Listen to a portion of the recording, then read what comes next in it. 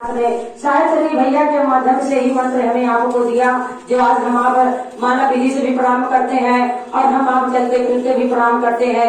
ये 5 अक्षर का जो मंत्र वो हटा दिया गया। कहा जाता है कि अगर घर के माता पिता का नाम डाला जाता है तो कोई भी व्यक्ति हो, नाम भले ही अलग अलग हो, लेकिन उसको श्री जरूर लगता है, क्योंकि मान सम्मान देने के लिए हम आप श्री लगाते हैं। इसलिए साहेब श्री भैया ने भाई बहन ओम शब्द का अक्षर हटा करके 5 अक्षर का मंत्र दिया, जिसमें नमः शिवाय। ये साहेब श्री भैया जिस समय शिव को गुरु बनाए के कहा यह भी जाता है कि साहेब श्री भैया कहता है कि 8 साल मैंने किसी से नहीं बताया कि शिव मेरे गुरु हैं, आपके भी गुरु शिव हो सकते हैं। 8 साल उन्होंने अपने मन की बात मन में ही रखी, लेकिन ये भी कहा गया है कि जिस समय देवादिदेव महादेव ने कहा कि आप लोगों को बताना शुरू कर दीजिए, मैं सबका गुरु हूँ, सबके घर में सुख शांति आए, तो साहेब श्री हरिदत्त भैया भाई बहन घोर तप करके शिव को गुरु बनाए। जिस समय बाबा भोलेनाथ ने उनको दर्शन दिए, उस समय मेरे भाई बहन शिव गुरु ने ये भी कहा कि जो कुछ मांगना है मांग ले।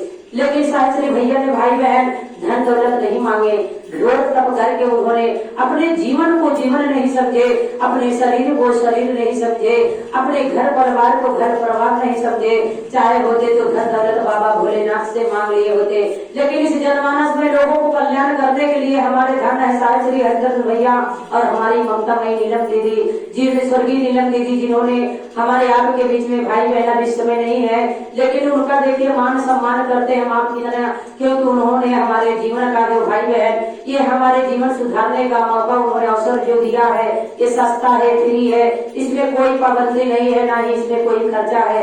आज देखिए साहेब श्री हरिदत्त भैया ने हम सबके लिए गुरु को गुरु से ही मांग लिया, धन दौलत नहीं मांगे उन्होंने, हम सबको लिए, जितने इस संसार के व्यक्ति हैं, जितने इस संसार के जीवात्मा है, सभी जीवात्मा के लिए उन्होंने शिव से गुरु को ही मांग लिया कि हे जगत पिता, हे शिव गुरु महादेव बाबा इतनी दया करिए कि लोगों के अंदर ये भाव हो जाए कि आपको गुरु बनाना शुरू कर दे। जिस समय साहेब श्री हरिदत्त भैया भाई बहन शिव को गुरु बनाए थे, उस समय उन्होंने 8 साल अपने मन में ये बात रखी। धन हमारी ममता मई नीलम दीदी, जिन्होंने भाई बहन हमें आपको रास्ता दिखाने का अवसर जो दिया है, जो मिला है हमें आपको, इस जीवन में हम आप क्या कर सकते हैं, हम इतना ही तो जरूर कर सकते हैं कि देवादिदेव महादेव को गुरु बना सकते हैं। इस संसार में भाई बहन कोई किसी का नहीं है, लेकिन कहने के लिए देवादिदेव महादेव हमारे गुरु हैं, कि इनके सिवा हमारे संसार में कोई नहीं है। शायद श्री हरिदत्त भैया अगर चाहे होते तो धन दौलत मांग करके अपने तक सब कुछ रख लिए होते, अपने आप को गुरु बन गए होते, एक सोने का सिंहासन बनवा करके खुद उसके विराजमान हो गए होते और अपने आप को गुरु बना करके अपना ही पाप हो जाते। लेकिन हमारे साथ श्री हरिदत्त भैया भाई बहन ऐसा कुछ नहीं किए। लेकिन ये भी कहा गया है कि जिन लोगों ने शिव को गुरु बनाया, सबने अपने पाप को बुझा करके अपने आप को ही गुरु बन बैठे।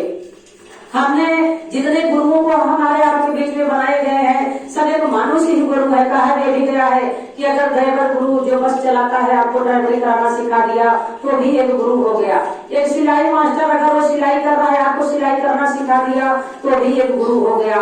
शायद श्री हरिदत्त भैया कहते हैं कि अगर पाकिट मार को गुरु बनाएंगे तो भी एक गुरु हो जाएगा, अगर दारू पिलाने वाले को गुरु बनाएंगे तो भी एक गुरु हो जाएगा।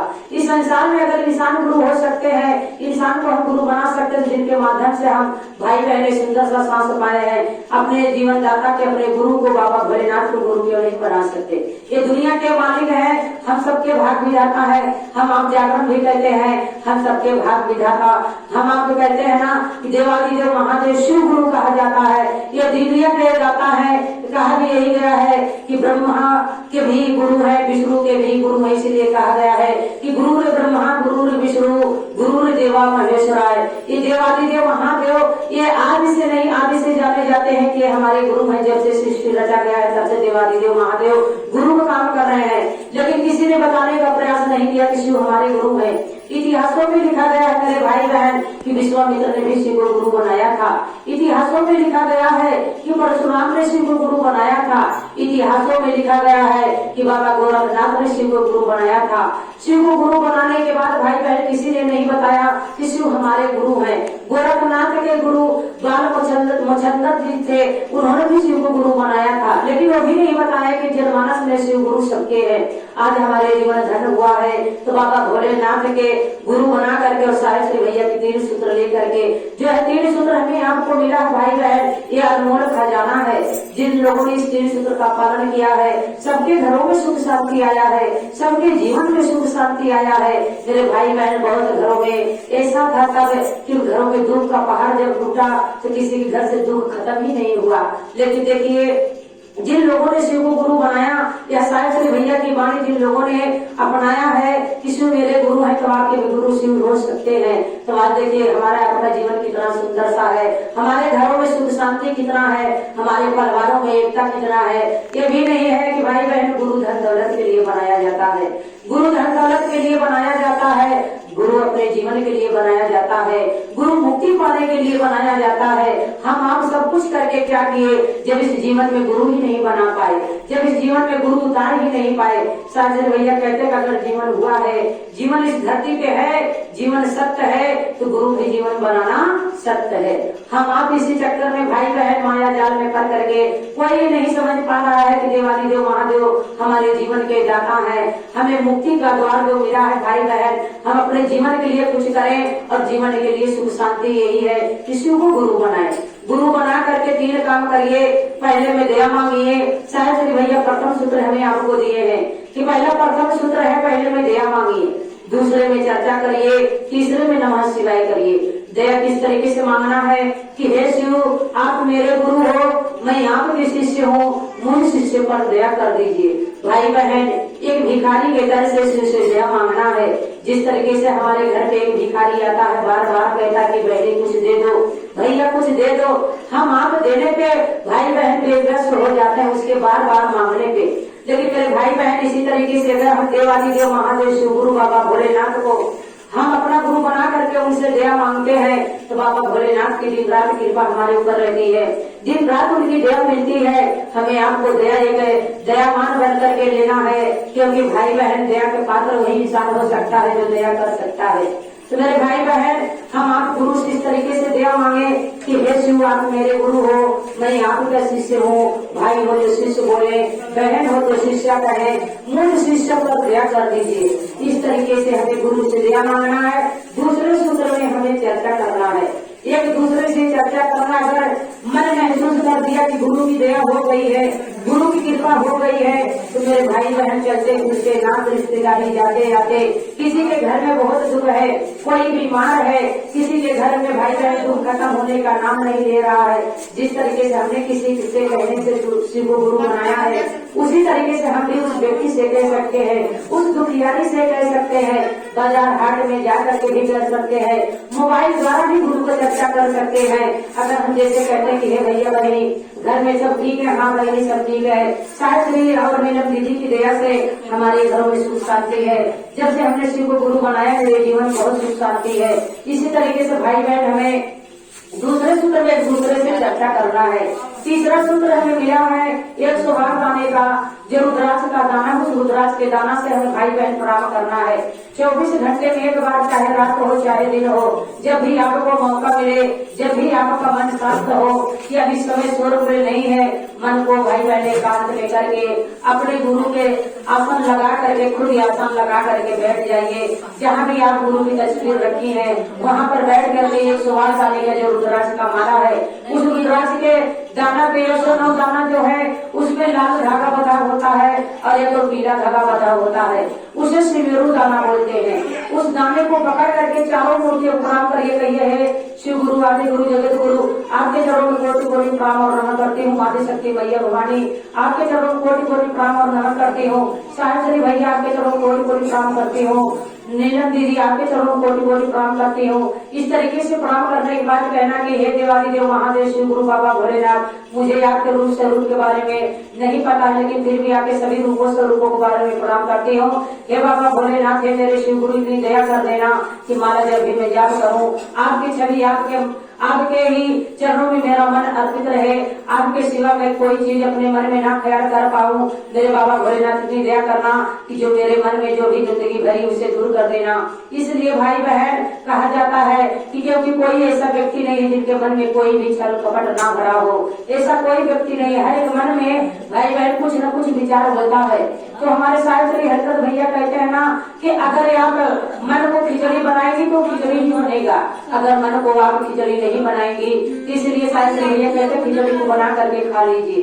तो मेरे भाई बहन मन को शांत करने के लिए हमें आपको क्या करना है, 108 दाने का जो रुद्राक्ष का दाना है ऊपरी हिस्सा को छोड़ देना है। नीचे वाली गोटी को पकड़ते समय कहना है नमः और उसी गोटी पे कहना है शिवाय। ऐसा नहीं है, कुछ गुरु भाई बहने मेरे क्या करते हैं कि एक दाने पे कहते हैं नमः और दूसरे दाने पे कहते हैं शिवाय। ऐसे बहुत लोग हैं जो भूल करके ऐसा कहा भी गया है कि अगर आपको साईगति का रास्ता पता है तभी आप साईगति पहुंच पाएंगी, अगर आपको साईगति का रास्ता नहीं पता है तो आप बीच में ही अटक जाएंगी। वह रास्ता पूछने में भाई बहन आपको समय लग जाएगा। इसलिए जब आपको पूरी तरीके से साईगति का रास्ता पता है तभी आप साईगति जाने का प्रयास करिए। अगर माला विधि से प्रणाम करने का तरीका है तो आप भाई बहन तभी माले विधि प्रणाम करिए, नहीं तो माले प्रणाम करने की भी जरूरत नहीं है। क्योंकि शास्त्री भैया कहते हैं ना कि माले में गिनती करने की जरूरत नहीं है, क्योंकि वो 108 दाने का माला जो है वो पहले से ही गिन करके उसमें पड़ा है, उस दाने को गिनने की जरूरत नहीं है। और कुछ बहनें मेरी कहती हैं कि जब हम माला पे प्रणाम करते हैं तो उसे गिनते हैं। गिनते हैं कैसा कि नमः शिवाय 1, नमः शिवाय 2, नमः शिवाय 3। ये तो गिनने में चला गया कहाँ हम अपने देवाली देव महादेव को प्रणाम कर पाए। इस तरीके से हमें प्रणाम नहीं करना है। शांत हो करके आंचल से ढक करके मन को शांत करते हुए आप माला विधि से प्रणाम करिए। मैं यहाँ पे आई हूँ कई बार माला विधि से प्रणाम करने के लिए बताइए गुरु भाई बहनों को। माला विधि से प्रणाम करते समय आप किसी के बारे में ना सोचिए, किसी की बुराई ना करिए, न किसी के कोई गलत भाव रखिए मन में मेरे भाई बहन, क्योंकि हम आप अपने देवाली देव महादेव को अपने लिए प्रणाम कर रहे हैं। 108 दाने पे गिनती करने की जरूरत नहीं है, उसमें गिनत आना है। और इसी तरीके से साहिब श्री हरिदत्त भैया हमारे कहते हैं कि जो परमात्मा ने और उतारिए। जितने ही आप मौके पर नमः शिवाय करती है, जैसे आप बर्तन मांज रही हैं, मन चंचल है, मन आपका कहीं और भाग गया, मन कहाँ चला गया, पड़ोसी के घर में चला गया, बुराई कर रहा है। वो हमारे एक व्यक्ति के बारे में बुरा सोच रहा है, एक व्यक्ति के बारे में भला सोच रहा है, क्या कर रहा है क्या नहीं कर रहा है। तो हम मन को रोकना है और मन से कहना है नमः शिवाय, नमः शिवाय। ऐसा नहीं मैं बोल कर रही हूँ तो आप लोग भी बोल करके करिए। सिर्फ खाली इतना करना है कि आपको वो जुबान नहीं हिलाना है, सांसों की गति से करना है नमः शिवाय। सांस अंदर गया तो नमः और सांस बाहर गया तो शिवाय। मेरे भाई बहन इतना ध्यान रखना है कि सांसों से गति करते समय यह ध्यान रखना है कि आप सुनिए और आपका परमात्मा आपके गुरु जाने, बाकी हम तीसरा कोई यहाँ जान पाए। इसी तरीके से हमें सांसों की गति से प्रणाम करना है। जिनके 108 दाने का रुद्राक्ष का दाना माला है वो माला भी इस प्रणाम कर सकता है। जिनको नहीं है तो मेरे भाई बहन वो नहीं ले पा रहा है माला, वो रुद्राक्ष का माला नहीं ले पा रहा है तो सांसों पे कर सकता है, चलते फिरते कर सकता है, बर्तन झाड़ू पोछा लगाते समय कर सकता है, क्योंकि ये मन बहुत चंचल है। मन अभी आ गया, ध्यान करिए, अभी आप मन को लगाइए तो मन आपका कहाँ पहुँच जाएगा, दिल्ली स्टेशन से पहुँच जाएगा, शरीर आपका यही रह जाएगा। तो मेरे भाई बहन इसी तरीके से हमें प्रणाम करना है। और अचपन जब हमें अगर करना है तो दिन में 5 बार, एक बार में 11 बार करना है। दिन में 5 बार, एक बार में 11 बार करना है। इसी तरीके से हमें अचपन जाप करना है। तो मेरे भाई बहन